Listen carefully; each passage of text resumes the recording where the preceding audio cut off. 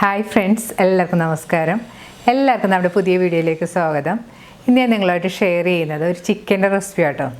ഒരു chicken pepper ഗ്രേവിയാണ്. നല്ല കുറുകിയ ചാറോടുകൂടിയുള്ള ഒരു റെസിപ്പിയാണിത്.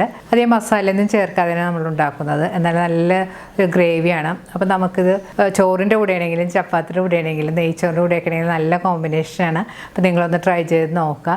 നമ്മൾ കുറേ ചിക്കൻ്റെ റെസിപ്പീസൊക്കെ ഇട്ടിട്ടുണ്ട്.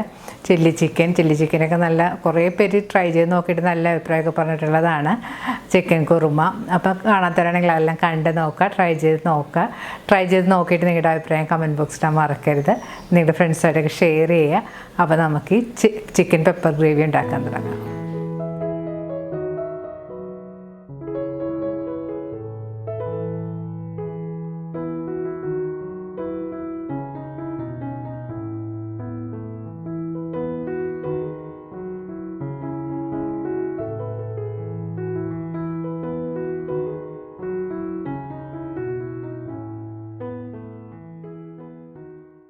കറി ഉണ്ടാക്കാനായിട്ട് നമ്മളിവിടെ എടുത്തിരിക്കുന്നത് 1/2 കിലോ ചിക്കനാണ്.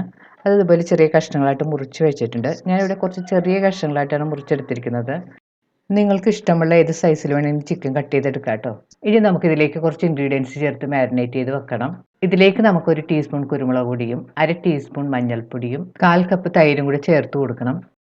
ഇനി ഇതിലേക്ക് നമുക്ക് പാകത്തിനുള്ള ഉപ്പുപൊടിയും കൂടി ചേർത്ത് കൊടുക്കാം. ഉപ്പുപൊടി ചേർത്തതിന് ശേഷം കൈകൊണ്ട് നന്നായിട്ട് മിക്സ് ചെയ്ത് യോജിപ്പിക്കണം. തൈര് ചേർക്കുമ്പോൾ കൂടുതൽ പുളിച്ച തൈരൊന്നും ചേർക്കരുത്. ചെറിയൊരു പുളിയുള്ള തൈര് ചേർത്താൽ മതി. നമ്മളിതുപോലെ തൈര് ചേർത്ത് മാരിനേറ്റ് ചെയ്ത് വെക്കുമ്പോഴത്തേക്കും ചിക്കൻ നല്ല സോഫ്റ്റ് ആയിട്ട് കിട്ടും. മാരിനേറ്റ് ചെയ്തെടുത്ത് ചിക്കൻ കുറച്ച് സമയം മാറ്റി വെക്കണം.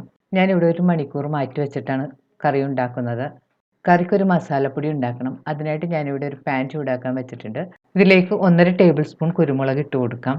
കുരുമുളക് ചേർത്തതിന് ശേഷം സ്റ്റവ് ലോ ഫ്ലെയിമിൽ വെച്ചിട്ട് 2 മിനിറ്റ് നന്നായിട്ട് വറുക്കണം. ഇനി ഇതിലേക്ക് 1 ടീസ്പൂൺ വലിയ ജീരകം കൂടെ ചേർത്ത് കൊടുക്കാം. വലിയ ജീരകം ചേർത്തിട്ട് ഇത് രണ്ടും കൂടെ ഒന്ന് നന്നായിട്ട് വറുത്തെടുക്കണം. 2-3 മിനിറ്റ് നന്നായിട്ട് വറുത്തതിന് ശേഷം സ്റ്റവ് ഓഫ് ചെയ്ത് തണുക്കാനായിട്ട് മാറ്റി വെക്കണം. തണുത്ത് കഴിയുമ്പോൾ നമുക്കൊന്ന് പൊടിച്ചെടുക്കണം. ഇനി ഞാൻ കറിക്കായിട്ട് എടുത്തിരിക്കുന്നത് ഈ സൈസിലുള്ള 3 സവാള. ഈ സവാള നമുക്ക് നല്ല ഫൈനായിട്ട് ചോപ്പ് ചെയ്തെടുക്കാനുള്ളതാണ്. ഇനി വേണ്ടത് ഒരു 15 അല്ലി വെളുത്തുള്ളി, ഈ സൈസിലുള്ള 1 കഷ്ണം ഇഞ്ചിയും കൂടി എടുത്തിട്ടുണ്ട്.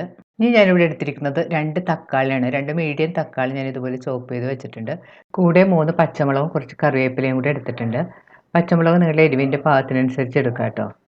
നമ്മൾ നേരത്തെ വറുത്ത് വെച്ച ഇൻഗ്രീഡിയൻസ് കുറച്ച് തണുത്ത് വന്നിട്ടുണ്ട്. അത് മിക്സിയുടെ ഒരു ചെറിയ ജാറിലേക്ക് ഇട്ട് കൊടുക്കാം. ഇനി ഇതൊന്ന് പൊടിച്ചെടുക്കണം. പൊടിച്ചെടുക്കുമ്പോഴത്തേക്കും നമ്മൾ കൂടുതൽ ഫൈനായിട്ട് പൊടിച്ചെടുക്കേണ്ട, ചെറിയൊരു തരിയോടുകൂടി പൊടിച്ചെടുത്താൽ മതി. കുരുമുളകും വലിയ ജീരകവും കൂടി നമ്മളിപ്പോൾ പൊടിച്ചെടുത്തിട്ടുണ്ട്. ഈ കാണുന്നത് പോലെ ചെറിയ തരിയോടുകൂടിയാണ് ഞാൻ പൊടിച്ചെടുത്തിരിക്കുന്നത്. ഇത് നമുക്കിനി മാറ്റി വെക്കാം. സവാള ഈ കാണുന്ന പോലെ നല്ല ഫൈനായിട്ട് ചോപ്പ് ചെയ്തെടുത്തിട്ടുണ്ട്. ഞാനിത് ചോപ്പറിൽ വെച്ചിട്ടാണ് ചോപ്പ് ചെയ്തെടുത്തത്. ഇഞ്ചിയും വെളുത്തുള്ളിയും ഞാൻ ഇതുപോലെ ചതച്ചെടുത്തിട്ടുണ്ട്. കറി ഉണ്ടാക്കാനായിട്ട് ഞാനിവിടെ ഒരു പാൻ ചൂടാക്കാൻ വെച്ചിട്ടുണ്ട്. പാൻ ചൂടായി വരുമ്പോൾ നമുക്ക് അതിലേക്ക് ആവശ്യത്തിന് വെളിച്ചെണ്ണ ഒഴിച്ചു കൊടുക്കാം. വെളിച്ചെണ്ണ കുറച്ച് കൂടുതൽ ഉപയോഗിക്കണം കേട്ടോ. കാരണം നമ്മൾക്ക് ഈ സവാളയും വെളുത്തുള്ളിയും ഇഞ്ചിയൊക്കെ നന്നായിട്ട് വഴറ്റിയെടുക്കാനുള്ളതാണ്. വെളിച്ചെണ്ണ നല്ലതുപോലെ ചൂടായി വരുമ്പോൾ ഞാൻ ഇതിലേക്ക് 1 കഷ്ണം പട്ടയും 2-3 ഗ്രാമ്പും 2 ഏലക്കയും കൂടി ചേർത്ത് കൊടുത്തിട്ടുണ്ട്. സ്പൈസസ് എല്ലാം ഒന്ന് പൊട്ടി നല്ലൊരു മണം വരാൻ തുടങ്ങിയിട്ടുണ്ട്. ഈ സമയത്ത് നമുക്ക് ഇതിലേക്ക് ചതച്ച് വെച്ചിരിക്കുന്ന ഇഞ്ചിയും വെളുത്തുള്ളിയും കൂടി ചേർത്ത് കൊടുക്കാം. ഇഞ്ചിയും വെളുത്തുള്ളിയും ചേർത്ത് 2 മിനിറ്റ് നന്നായിട്ട് വഴറ്റി കൊടുക്കണം. ഇഞ്ചിയുടെയും വെളുത്തുള്ളിയുടെയും ഒക്കെ പച്ചമണമൊക്കെ ഒന്ന് മാറി വന്നിട്ടുണ്ട്. ഈ സമയത്ത് നമുക്ക് ഇതിലേക്ക് ചോപ്പ് ചെയ്ത് വെച്ചിരിക്കുന്ന സവാളയും കൂടി ചേർത്ത് കൊടുക്കാം. സവാള ഇങ്ങനെ കാണുമ്പോഴത്തേക്കും നിങ്ങൾക്ക് കുറേ കൂടുതലുള്ള പോലെ തോന്നും. അത് നമ്മൾ ചോപ്പ് ചെയ്തെടുത്തിരിക്കുന്നതുകൊണ്ടാണ് അങ്ങനെ തോന്നുന്നത്. അതുപോലെ തന്നെ സവാള നന്നായിട്ട് എണ്ണയിലിട്ട് വഴറ്റി വരുമ്പോഴത്തേക്ക് അതിൻ്റെ വോളിയം കുറഞ്ഞു വരും. ഈ കറിയിൽ ഞാൻ വളരെ കുറച്ച് മസാലപ്പൊടികൾ ഉപയോഗിക്കുന്നുള്ളൂ.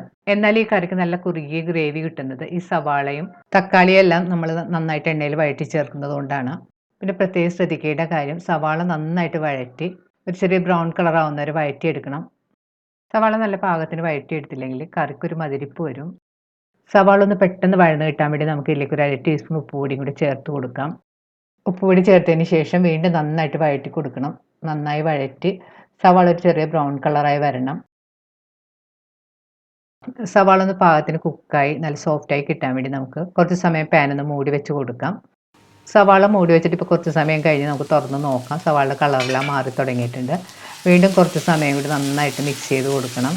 സവാള ഇതുപോലെ ലോ മീഡിയം ഫ്ലെയിമിൽ വെച്ച് നന്നായിട്ട് വഴറ്റിയെടുക്കുന്നതാണ് കറിക്ക് കൂടുതൽ ടേസ്റ്റ്. ഇപ്പോൾ സവാള എല്ലാം നന്നായിട്ട് മൂത്ത് ചെറിയ ബ്രൗൺ കളറായി വന്നിട്ടുണ്ട്. ഈ സമയത്ത് നമുക്ക് ഇതിലേക്ക് 2 ടീസ്പൂൺ മല്ലിപ്പൊടിയും 1/2 ടീസ്പൂൺ മഞ്ഞൾപ്പൊടിയും കൂടി ചേർത്ത് കൊടുക്കാം. പൊടികൾ ചേർത്തതിന് ശേഷം നന്നായിട്ട് വഴറ്റി കൊടുക്കണം. പൊടികളുടെ പച്ചമണം ഒന്ന് മാറുന്നവരെ നന്നായിട്ട് വഴറ്റി കൊടുക്കാം. ഇനി ഇതിലേക്ക് നമുക്ക് നേരത്തെ വറുത്ത് വെച്ചിരിക്കുന്ന കുരുമുളകും പെപ്പർ പൊടിയും കൂടി ചേർത്ത് കൊടുക്കണം. പൊടികൾ ചേർത്തൊന്ന് നന്നായിട്ട് വഴറ്റി കൊടുക്കാം. ഇനി ഇതിലേക്ക് കുറച്ച് കറിവേപ്പിലയും അരിഞ്ഞു വെച്ചിരിക്കുന്ന തക്കാളിയും പച്ചമുളകും കൂടെ ചേർത്ത് വീണ്ടും നന്നായിട്ട് മിക്സ് ചെയ്ത് കൊടുക്കാം. തക്കാളിയെല്ലാം ഒന്ന് ഉടഞ്ഞു വരുന്നവരെ നമുക്ക് നന്നായിട്ട് വഴറ്റി കൊടുക്കാം. ഇപ്പോൾ തക്കാളിയെല്ലാം നന്നായിട്ട് ഉടഞ്ഞ് മസാലയായിട്ട് മിക്സായി വന്നിട്ടുണ്ട്. ഈ സമയത്ത് നമുക്ക് ഇതിലേക്ക് മാരിനേറ്റ് ചെയ്ത് വെച്ചിരിക്കുന്ന ചിക്കൻ കഷ്ണങ്ങൾ കൂടെ ചേർത്ത് കൊടുക്കാം. ചിക്കൻ ചേർത്ത് നന്നായിട്ട് മിക്സ് ചെയ്ത് കൊടുക്കണം. മസാല എല്ലാം നല്ലതുപോലെ ചിക്കനിൽ പിടിക്കുന്നവരെ നമുക്കൊന്ന് മിക്സ് ചെയ്ത് കൊടുക്കാം. ഇപ്പോൾ മസാല എല്ലാം ചിക്കനിൽ നന്നായിട്ട് പിടിച്ചിട്ടുണ്ട്. ഇനി നമുക്ക് സ്റ്റവ് ഒരു മീഡിയം ഫ്ലെയിമിൽ വെച്ചതിന് ശേഷം പാൻ ഒന്ന് മൂടി വെച്ച് കൊടുക്കാം. ഇനി നമുക്ക് പാനിൻ്റെ മൂടി ഒന്ന് മാറ്റി നോക്കാം. ചിക്കനിൽ നിന്ന് തന്നെ നന്നായിട്ട് വെള്ളമൊക്കെ ഇറങ്ങി വന്നിട്ടുണ്ട്. ഇനി ഒന്ന് നന്നായിട്ട് മിക്സ് ചെയ്ത് കൊടുക്കണം. ഒന്ന് ടേസ്റ്റ് ചെയ്ത് നോക്കിയിട്ട് നമുക്ക് ആവശ്യത്തിനുള്ള ഉപ്പ് പൊടിയിൽ ഈ സമയത്ത് ചേർത്ത് കൊടുക്കാം കേട്ടോ. നമ്മൾ മാരിനേറ്റ് ചെയ്ത് വെച്ച സമയത്തും അതുപോലെ തന്നെ സവാള വഴറ്റിയപ്പോഴെല്ലാം ഉപ്പ് ചേർത്തിട്ടുള്ളതാണ്. അപ്പോൾ ടേസ്റ്റ് ചെയ്ത് നോക്കിയിട്ട് വേണം ചേർത്ത് കൊടുക്കാനായിട്ട്. ഇനി നമുക്കിതിലേക്ക് പാകത്തിനുള്ള വെള്ളം ചേർത്ത് കൊടുക്കണം. ഞാൻ ഇതിലേക്ക് ഒരു 1/2 കപ്പ് ചൂടുവെള്ളമാണ് ചേർത്ത് കൊടുത്തിരിക്കുന്നത്. വെള്ളം ചേർത്തതിന് ശേഷം നന്നായിട്ട് മിക്സ് ചെയ്ത് യോജിപ്പിക്കാം. ഇനി പാനൊന്ന് മൂടി സ്റ്റവ് ഒരു മീഡിയം ഫ്ലെയിമിൽ വെച്ചൊരു 10 മിനിറ്റ് കുക്ക് ചെയ്യണം. ഇടയ്ക്ക് പാനിൻ്റെ മൂടിയെല്ലാം മാറ്റി നമുക്കൊന്ന് ഇളക്കി കൊടുക്കാം. നല്ലതുപോലെ മിക്സ് ചെയ്തതിന് ശേഷം വീണ്ടും നമുക്ക് മൂടി വെച്ച് കുക്ക് ചെയ്യാം. ചിക്കൻ കുക്ക് ചെയ്യാൻ വെച്ചിട്ട് 10 മിനിറ്റ് എല്ലാം കഴിഞ്ഞിട്ടുണ്ട്. കഷ്ണങ്ങളൊക്കെ പാകത്തിന് വെന്ത് കറിയെല്ലാം കുറുകി എണ്ണയെല്ലാം നന്നായിട്ട് തെളിഞ്ഞ് വന്നിട്ടുണ്ട്. ഇനി ഇതിൻ്റെ മുകളിലേക്ക് അരിഞ്ഞു വെച്ചിരിക്കുന്ന കുറച്ച് മല്ലിയിലയും കൂടി ഇട്ട് കൊടുക്കാം. മല്ലിയില ചേർത്തിട്ടൊന്ന് നന്നായിട്ട് മിക്സ് ചെയ്ത് കൊടുക്കാം. ടേസ്റ്റ് ചെയ്ത് നോക്കിയിട്ട് ഉപ്പ് കുറവാണെങ്കിൽ പാകത്തിലുള്ള ഉപ്പെല്ലാം ചേർത്ത് കൊടുക്കാം. അപ്പോൾ വളരെ ടേസ്റ്റിയായ നമ്മുടെ ചിക്കൻ പെപ്പർ ഗ്രേവി റെഡി ആയിട്ടുണ്ട്. ഇത് നമുക്ക് ചൂടോടെ ചപ്പാത്തി, പൊറോട്ട, ചോറ്, നെയ്ച്ചോറ് ഇവയുടെ കൂടെയൊക്കെ നല്ല കോമ്പിനേഷനാണ്.